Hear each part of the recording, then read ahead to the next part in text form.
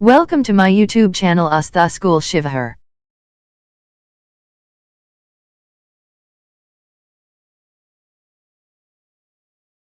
सुप्रभात बच्चों, इस ऑनलाइन वीडियो क्लासेस के क्रम में आज मैं वर्ग 7 से हिंदी की पाठ 4 राम प्रसाद बिस्मिल द्वारा रचित एक आत्मकथा मेरी मां के बारे में आपको बताने जा रहा हूं।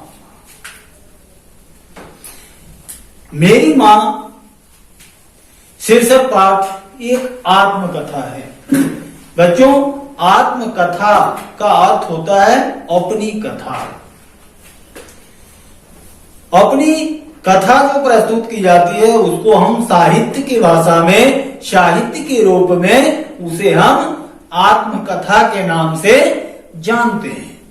तो आजादी के दीवाने राम प्रसाद बिस्मिल ने यह मेरी मां शीर्षक पाठ आत्मकथा प्रस्तुत किया है। इसमें राम प्रसाद बिस्मिल ने अपनी जीवन में मां की क्या अहम भूमिका होती है उस संबंध में हम सभी को बताने का प्रयास किया है। बिस्मिल ने कहा है कि मां एक ऐसी शक्ति है जो हमें किसी भी परिस्थिति में धैर्य नहीं खोने देती। राम प्रसाद बिस्मिल ने कहा कि मेरी मां ने हमें हमेशा इस तरह की बातें बताई, इस प्रकार की शिक्षा दी कि मैं किसी भी परिस्थिति में जल्दी विचलित नहीं होता, धैर्य नहीं खोता था, मेरा उत्साह भंग नहीं होता था, मैं हमेशा उत्साहित होकर किसी कार्य को करता था। मैं अपने जीवन में जो भी हूं वह मेरी मां की देन है और मेरे गुरु सोमदेव जी की देन है। मेरे पिताजी, राम प्रसाद बिस्मिल ने लिखा कि मेरे पिताजी हमेशा मेरी शादी के लिए बेचैन रहते थे, व्यग्र रहते थे, लेकिन मेरी मां कहती थी कि शिक्षा प्राप्त कर लेने के बाद ही विवाह करना उचित होता है। मेरे मन में मां की आदर्शवादी विचारें बराबर खटकते रहते थे और इसी आदर्शवादी विचारों को मैं अपने अंदर धारण कर किसी कार्य के लिए चलता था और उसी आधार पर किसी कार्य को मैं संपादित करता था। बच्चों, राम प्रसाद बिस्मिल ने लिखा कि एक बार मेरे पिताजी ने एक वकील साहब से कहा कि मेरी अनुपस्थिति में अगर कोई जरूरी हो, दीवानी मुकदमे के दौरान कोई आवश्यकता हो, तो मेरे पुत्र बिस्मिल को बुलाकर करा लेना। तो एक बार की बात है कि बिस्मिल के पिताजी नहीं थे, कहीं चले गए थे और दीवानी मुकदमे में उनकी आवश्यकता थी। तो वकील ने राम प्रसाद बिस्मिल को बुलाया और कहा कि इस वकालतनामे पर आप अपने पिताजी के बदले हस्ताक्षर कर दें। राम प्रसाद बिस्मिल ने कहा कि यह कार्य मैं कभी नहीं कर सकता। वकील ने कहा कि बेटा क्यों नहीं कर सकते? अगर नहीं कर सकते हो तो मुकदमा खारिज हो जाएगा। लेकिन फिर भी बिस्मिल पर कोई प्रभाव नहीं पड़ा। बिस्मिल ने कहा कि वकील साहब, यह धर्म विरुद्ध कार्य है, यह धर्म विरुद्ध कार्य मुझसे संभव नहीं है। इस तरह से मुझे कहीं शिक्षा नहीं मिली, न मेरी माँ ने इस तरह की शिक्षा दी और न मेरे गुरुदेव ने इस तरह का शिक्षा दिया, इसलिए मुझसे यह कार्य होना संभव नहीं है।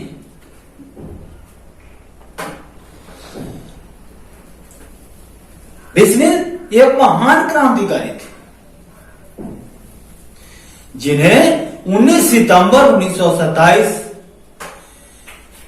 ईस्वी को अंग्रेजों द्वारा फांसी के फंदे पर लटका दिया गया।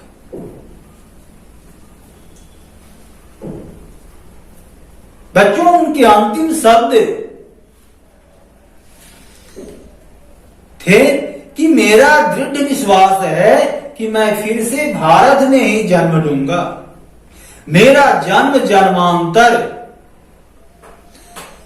यही उद्देश्य रहेगा कि मनुष्य मात्र को सभी प्राकृतिक पदार्थों पर अधिकार हो, कोई किसी पर हुकूमत न करे, सारे संसार में जनतंत्र की स्थापना हो। मुझे लगातार कई जन्म इसी देश में ग्रहण करने होंगे जब तक कि भारत के नर नारी पूर्णतया पूर्ण रूपेण स्वतंत्र न हो जाए। बच्चों, बिस्मिल के इस अंतिम शब्द से यह झलकता है कि बिस्मिल के अंदर किस प्रकार की राष्ट्रीयता की भावना थी, किस प्रकार की उच्च देशभक्ति की लहर थी, वे किस प्रकार आजादी के दीवाने थे। यह सारी बातें इनके अंतिम शब्दों से झलकती है। राम प्रसाद बिस्मिल ने अंत में अपनी मां से कहा कि मां, मुझे इस अंतिम समय में तुम यही वरदान दो कि किसी भी परिस्थिति में मैं विचलित न हो और तुम्हारे चरण कमलों में नम होते हुए मैं खुदा का प्यारा हो जाऊं।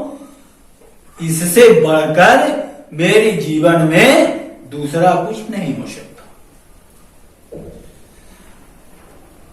बच्चों, कहने का अर्थ है कि राम प्रसाद बिस्मिल द्वारा अंतिम समय में मां से मांगी गई यह वरदान इस बात को साबित करता है कि अंतिम समय में जो इंसान मां के चरणों को स्पर्श करते हुए, मां के चरणों में नम होते हुए इस संसार से विदा लेता है, उसकी मृत्यु सबसे अच्छी मृत्यु होती है।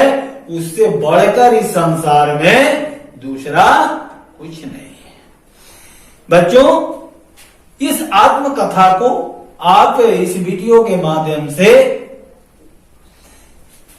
यह समझने का प्रयास करेंगे कि हमारे जीवन में मां की क्या अहम भूमिका है, मां के सहारे हमारा जीवन कैसा बन सकता है।